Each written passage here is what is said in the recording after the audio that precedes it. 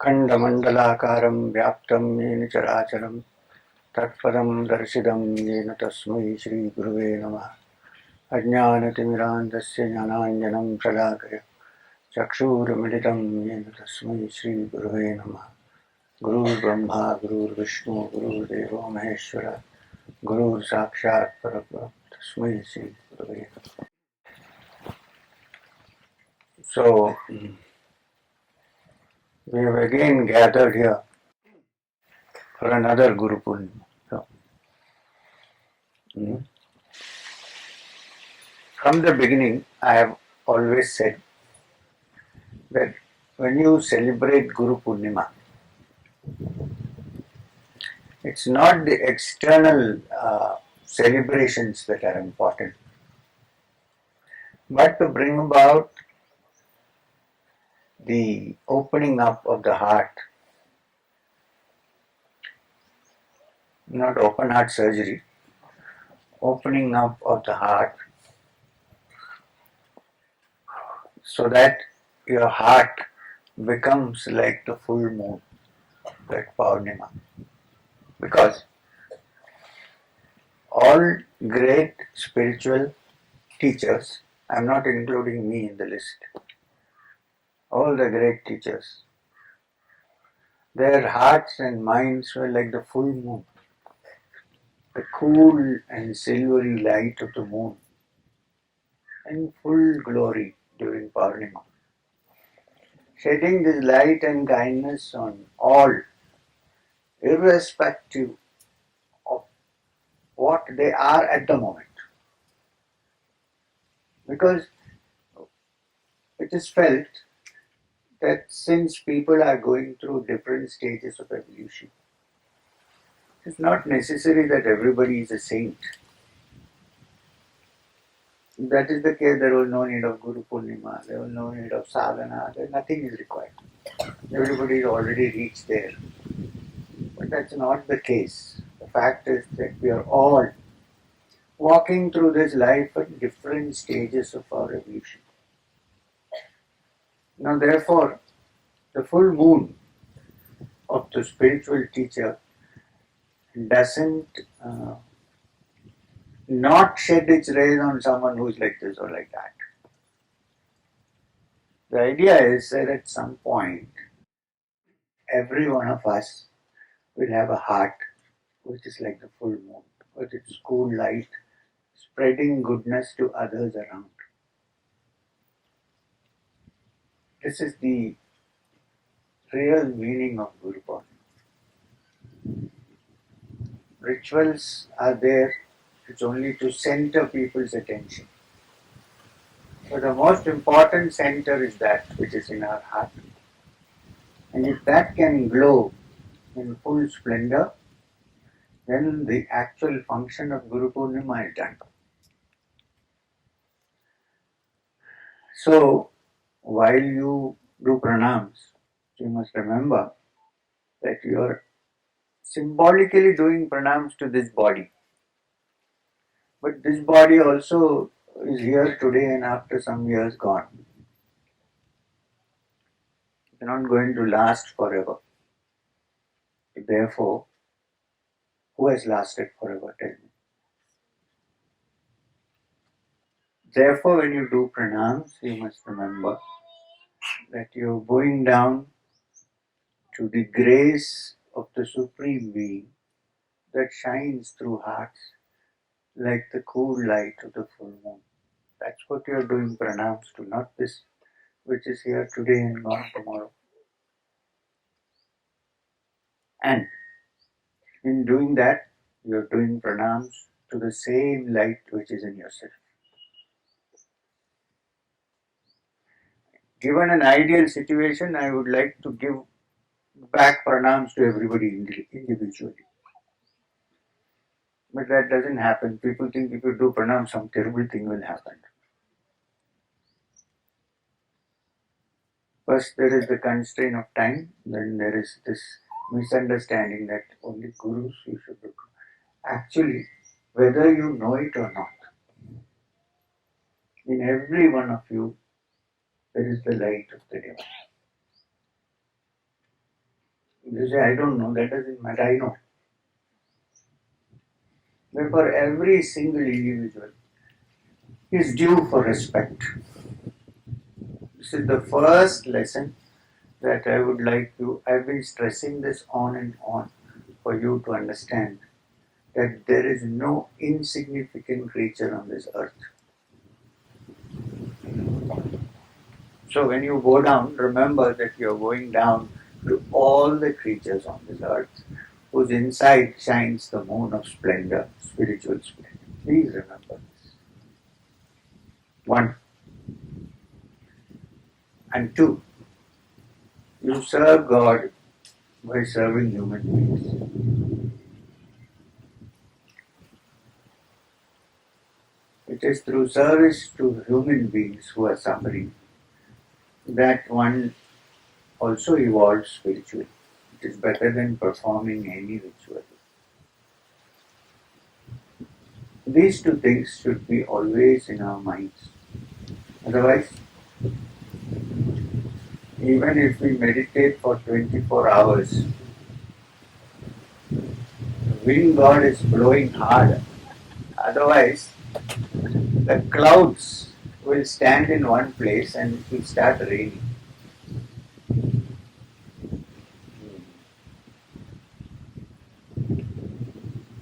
So what did I say? Did I say you should meditate for 24 hours? Can one really meditate for 24 hours? I said even if you meditate for 24 hours, which is almost an impossibility, if the heart does not open up, then one doesn't feel the peace and calmness of the divine in one's heart, then all our 24 hours of meditation are futile. There's no use.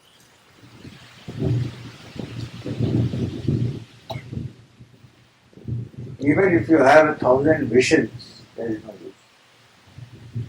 You definitely cannot have as many visions as a person who takes LSD. So, this is an important, why I am saying this again and again and again is because somewhere along the line, caught up in this thing called spiritual entertainment, we miss the point. It's nice to decorate with flowers, it's nice, everything is fine. But do we decorate our hearts with flowers? Do we make our hearts open up?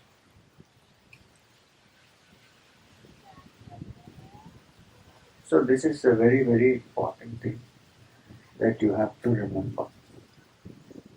So this is my message for Guru Purnima. The Purnima of the Guru is in your heart. And while you definitely get support and help from the spiritual teacher, do not think that you will have to put in no effort whatsoever. Even the great Buddha put in so much effort. Somebody asked him, whose blessings did you get enlightenment? He said, through work and work and work on myself. There is no substitute for that. If you are on a spiritual path, the journey is certainly uphill. It's not a smooth sailing journey. So you have to apply yourself. And the first step is to look at your mind and see, where is my mind standing? Why is it thinking of becoming spiritual? Is it because for physical well-being or is it for really advancing in my spiritual journey? Don't mix up the two. Greatest of saints sometimes have gone through terrible suffering.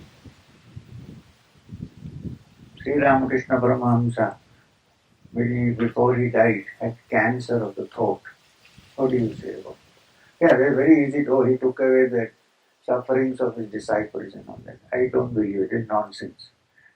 If you have a physical body, you will have suffering. Sometimes I get very worried. You're climbing up the hills and mountains and your knees are paining. And instead of asking, can I give you some iodex, some people come and ask me, whose pain have you taken over?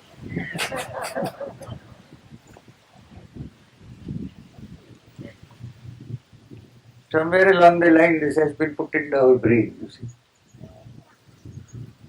So, even look at Ramana Maharshi. I think in contemporary times, here was somebody who had touched the essence of Vedantic truth through self-effort.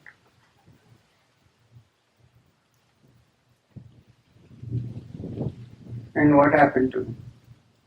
He got cancer of the arm. I'm not saying all spiritual people will get, this is not what I'm saying. Don't mistake me. Then people will never come for any spiritual practice. Because there have been equal number of people who are not sick. My point is that that is not the criteria. While a spiritual person is sick and an ordinary person being sick are two different things. That person knows that this is nothing. I mean, it's a body, it will have its problems. While we think we are this body, therefore we are suffering, complaining. So, what I'm trying to say is that the spiritual journey one very often comes into obstacles. And these obstacles one has to handle and move forward. It is definitely not a smooth sail. Spiritual guru is not there to help you when the dentist pulls out your teeth and reduce the pain. In fact, that pain may help you to advance from which you are trying to run away.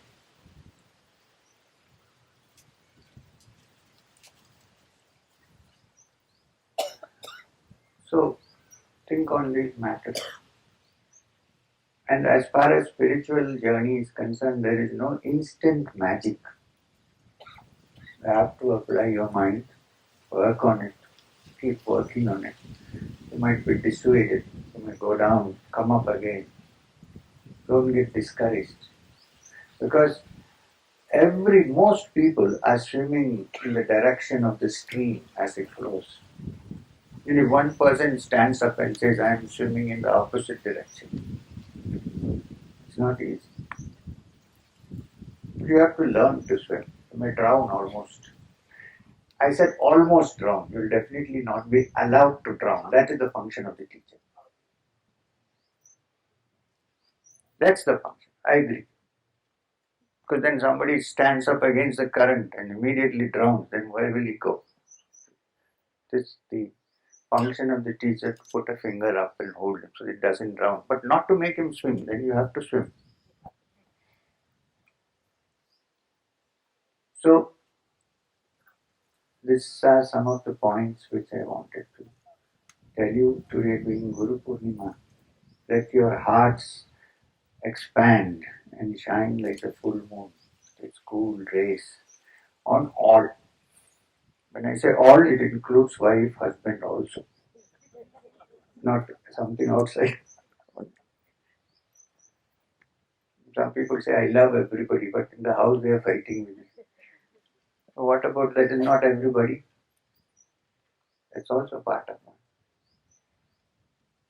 Yeah, that misconceived social work. Keep looking after others. What about your home? Consider them also to be yourself.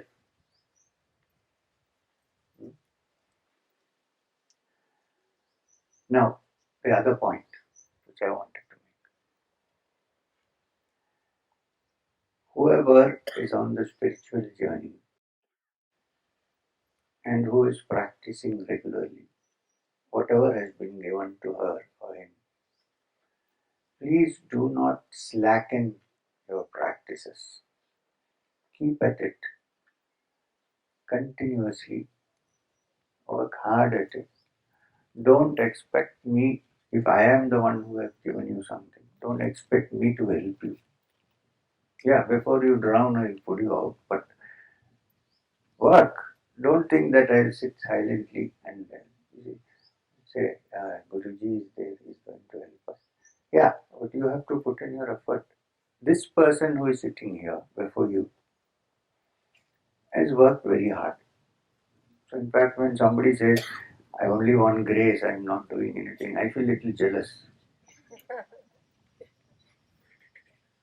I'm joking, I don't feel jealous. But what I mean is, so much work has to be put into this matter.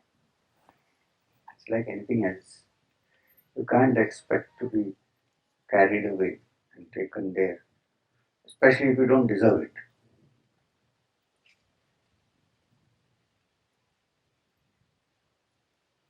So this is the message again today. I know I'm boring you with this, but you have to take it into your heart and work on it. Then the last point, there is something called Guru Seva. Please, I'm not going to ask you to massage my feet. Especially now with my little toe being bad, I'll probably scream. But Guru Seva actually means to follow the teachings of the Guru. Guru Seva doesn't mean to say, oh, you're the great Guru. Ring the bell before me and do Aarti. You cannot take a spiritual teacher for a ride. You can give him chocolates every day, but he won't be taken. If you give chocolate, he'll eat it. That is the difference. Main thing is to follow the teachings. If you are following the teachings, even if you don't go down to the Guru, it's fine. If you, by following the teachings, you're already prostrating before the teacher. Because the teacher is there to teach you. And however much you praise the teacher is not going to have any effect on you. Same applies to criticism. But that you follow what has been taught to you. This is the most important thing. If you have to go to Tirupati, you have to go yourself. I cannot go for you. Suppose you ask me which way to go to Tirupati. I said, this is the road, take it. Instead of going on the road, if you stay there and do Arati to me and garland me and you are the greatest teacher, you taught me how to go to Tirupati. Will you reach Tirupati? Yeah, it's required to guide, I understand. You have to go to Tirupati to see Balaji. So this is important that you walk on the path. Because if you are hungry, I cannot eat for you. You have to eat.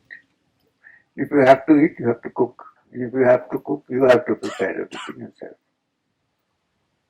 So the sadhana is all the modes of preparing the food for you to eat. I cannot eat for you. I would have loved to do that if possible. But it is not possible. You have to work. And while you live in this world, remember that if you have that treasure in your heart, you don't have to bother about anything else. What is required will be there. This is my experience.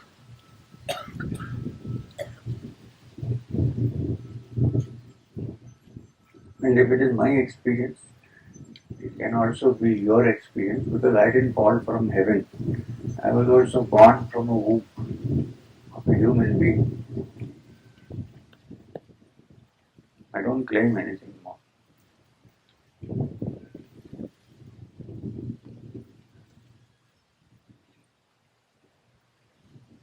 So that is the message.